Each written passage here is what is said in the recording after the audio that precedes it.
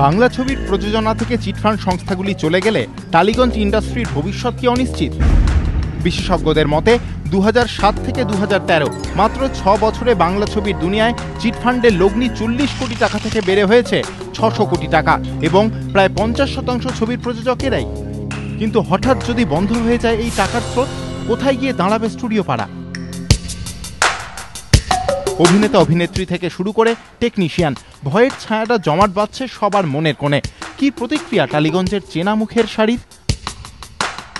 একটু আমরা সচেতন হয়ে যাব, এটা একটা লার্নিং প্রসেস আই থিঙ্ক, কীভাবে টাকা আসছে, কীভাবে আদৌ পুরো ছবিটা কমপ্লিট হবে কিনা, রিলিজ অবধি থাকবে কিনা প্রডিউসার, এটা আমাদের জেনে নিতে হবে। আস্তে আস্তে আমরা জানতে পারবো যে কারা যথাযথভাবে টাকা ইনভেস্ট করছেন বা করছেন না।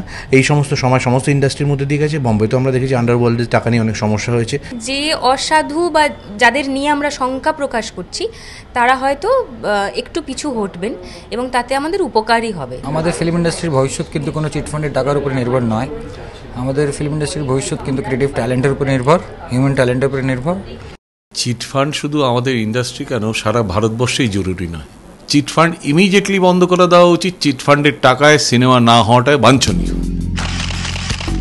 ঠকে শেখার থেকে জেনে বুঝে শেখাটাই ভালো নয় কি? টালিগঞ্জ ভাবছে নিশ্চয়ই।